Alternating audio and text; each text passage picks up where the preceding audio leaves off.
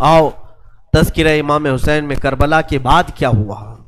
جب سارے شہید ہو گئے، ان کی لاشوں پر گھوڑے دوڑائے گئے، تو جو لوگ قریب آبادیوں کے لوگ تھے وہ آئے، ان لاشوں کو سمیٹا، کتنوں کو تو انہوں نے دفن کیا اور مولا حسین کو دفن کیا۔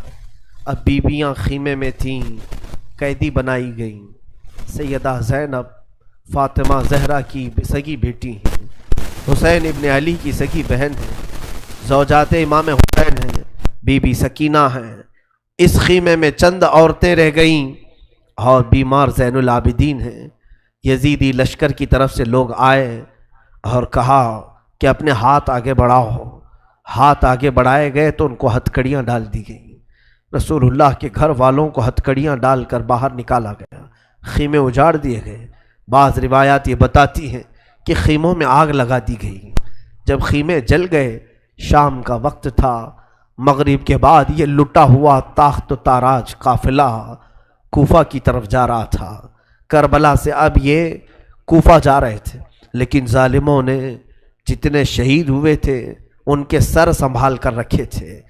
امام حسین ابن علی کا سر لے لیا، عباس علمبردار کا سر لے لیا، اور علی اکبر امام قاسم کے سر کاٹ کر لے لیے۔ سارے سروں کو انہوں نے، اس لیے کہ اس وقت ثبوت پیش کرنے کے لیے سر دکھانے پڑتے تھے کہ ہم نے ان کا قتل کیا ہے۔ اب سروں کو انہوں نے نیزوں میں ڈال دیا اور سروں کو لے کر نیزوں سے چلنے لگے۔ یہ سفر ان کا شروع ہوا، کوفہ کی طرف چلے۔ کیا ہے، ایک بڑی بات مجھے یاد آتی ہے۔ مولا حسین کی ایک کنیز تھی جس کا نام بی بی شیرین بتایا گیا ہے۔ وہ سیدہ فاطمہ زہرا رضی اللہ تعالیٰ عنہ کی بھی خدمت کر چکی ہیں۔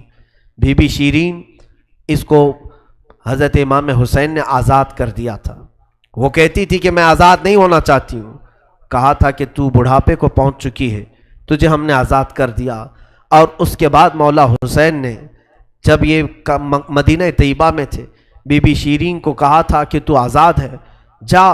بہت سارا مال دیا تھا اور جمع کر کے کہا تھا کہ تو چلی جا، اپنی بقیہ زندگی آرام سے گزار۔ تو کہتی ہے ایک شرط ہے میری، میں اس شرط پر جاؤں گی۔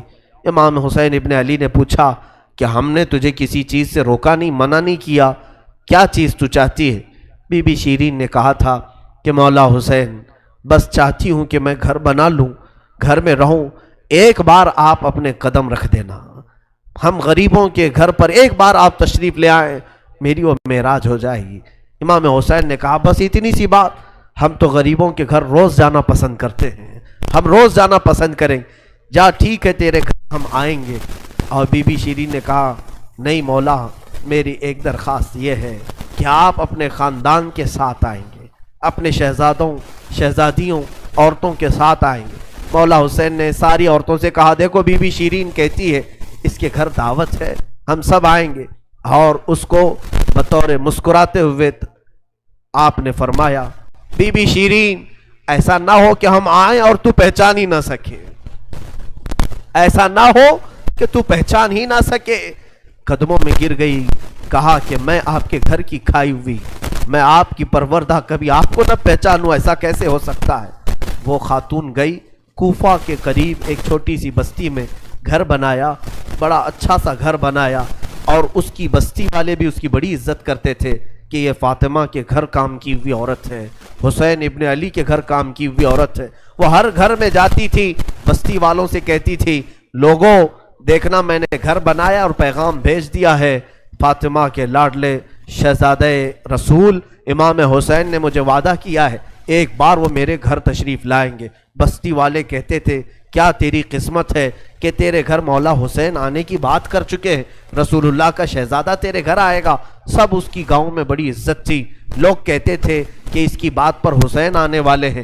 ایک بار جیسے ہی بی بی شیرین کو خبر ہوئی کہ امام حسین مدینہ سے مکہ نکل چکے ہیں اور مکہ سے کوفہ آنے والے ہیں، جیسے ہی یہ خبر ملی تو اس نے پیغام بھجوایا اور پھر اپنے گھر کو رنگ و روغن کرنا شروع کر دیا اور کمرے سجائے کہ مولا حسین کا قافلہ آ رہا ہے اور کوفہ جانے والے ہیں اور میرے گھر پر ٹھہریں گے۔ جنگ کی کوئی خبر ہی نہیں تھی۔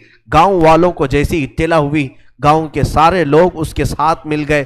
پورے گاؤں میں سارے لوگ گھروں کی تیاریاں کر رہے تھے اور سب لوگ روز انتظار کرتے بی بی شیریں پہاڑ کے ایک چوٹی پر صبح سے شام تک بیٹھتی، ہر آنے جانے والے قافلے والے کو دیکھتی، جو مکہ سے کوفہ کے لیے آ رہا ہے جا رہا ہے، دیکھتی، انتظار کرتی، اس میں امام حسین اپنے گھر والوں کے ساتھ آنے والے نہیں آئے۔ کئی دن گزر گئے اور اسی زمانے میں ایک رات ایسی آئی کہ اس کے گھر ایک عورت آئی، کہا بی بی شیرین اٹھو جلدی، کہا کیا؟ کہ حاکم بصرہ ابن زیاد کا لشکر، بہت بڑا لشکر ہے اور وہ لشکر باہر آیا ہوا ہے، تیرا بڑا گھر ہے، وہ چاہتے ہیں کہ آج کی رات تیرے گھر میں گزارے۔ کہا کون لوگ ہیں، کیوں آئے ہیں؟ کہا سنا ہے کہ ایک باغی نے بغاوت کی تھی اور اس کا سر کچل دیا گیا، اسے مار کر کے اس کا سر لایا گیا ہے اور اسی کو دمشق امیر المومنین یزید کے پاس لے جایا جا رہا ہے۔ بی بی شیریں نے کہا پتہ نہیں کون سا باغی تھا، کس نے بغاوت کی تھی، کس سے جنگ ہوئی تھی، خبر نہیں ہے، بہرحال اگر حاکم کا قافلہ گھر کے دروازے پر کھڑا ہے تو میں دروازہ کھول دیتی ہوں۔ دروازہ اس نے کھولا، بہت سارے رات کا وقت ہے، شہزادوں کے سر نیزوں پر لٹکے ہوئے ہیں، حسین ابن علی کا چہرہ دھول میں اٹا ہوا تھا، زلفیں چہرے پر آئی ہوئی تھیں، بیویاں سب باندی بنا کر لائی گئی تھیں اور سب جکڑی ہوئی تھیں، چہرے ان کے بالوں سے ڈھاکے ہوئے تھے۔ اس خاتون نے دیکھا اور کہا ہائے ہائے افسوس، قیدی آئے ہیں میرے گھر۔ مولا حسین کہتے تھے قیدیوں کے ساتھ اچھا سلوک کیا جائے، قیدیوں کے ساتھ اچھا سلوک کیا جائے۔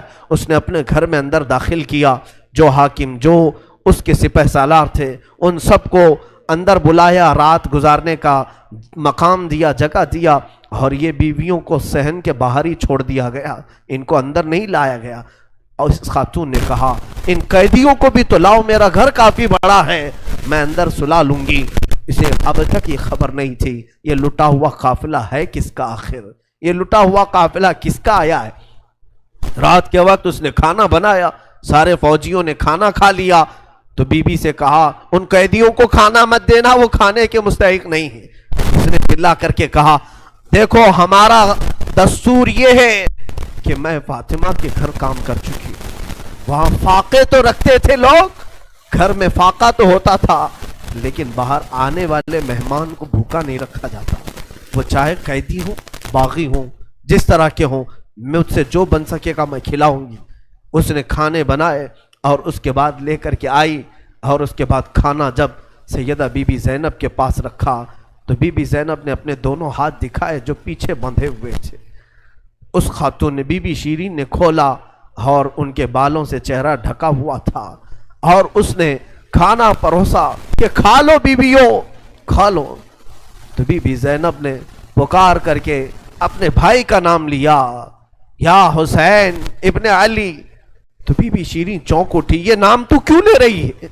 یہ نام تو میرے آقا کا ہے جس کی میں باندھی تھی، میں خدمت گزار تھی، یہ نام تو کیوں لے رہی ہے؟ بی بی زینب کہتی ہے بی بی شیریں کیا ہم نے تجھے پہچان لیا؟ بابا نہیں کہتے تھے کسی دن ہم گھر پر آئیں اور تو پہچان ہی نہ سکے؟ یہ جو اونچے نیزے پر سر دکھ رہا ہے تیرے آقا مولا حسین کا سر ہے، اور یہ علی اکبر کا سر ہے، یہ قاسم کا سر ہے۔ بی بی زینب پکارتی گئی، بی بی شیریں نے دیکھا اور پکار کر کے کہا مولا کیسی مہمان نوازی کا وقت تم نے دیا، کیا اس طرح بھی کوئی مہمان بنتا ہے کسی کے گھر؟ اور یہ کہتی ہوئی غش کھا کر گر پڑی، اس پر پانی ڈالا جاتا، وہ اٹھتی پھر غش کھا جاتی، بے ہوش ہو جاتی۔ سچ کہا تھا مولا حسین نے، اے بی بی شیریں ہم تو وعدہ کیے ہیں آ کر رہیں گے، کہیں ایسا نہ ہو کہ تو پہچان ہی نہ سکے۔ سچ کہا تھا مولا حسین، آپ اس حالت میں میرے گھر آئے کہ میں پہچان نہ سکی، کیونکہ وہم و گمان میں بھی نہیں تھا کہ فاطمہ کے لاڈلے کا کٹا ہوا سر کبھی گھر آ سکتا۔ وہ غش کھا کر کے گر گئی، روایات میں ہے۔ صبح جب اٹھا لوگوں نے، فوجیوں نے اٹھ کر کے دیکھا تو بی بی شیریں کا جسم ٹھنڈا پڑ چکا تھا، اس کی روح نکل چکی تھی، غم حسین میں لوگوں کی جانیں چلی گئی۔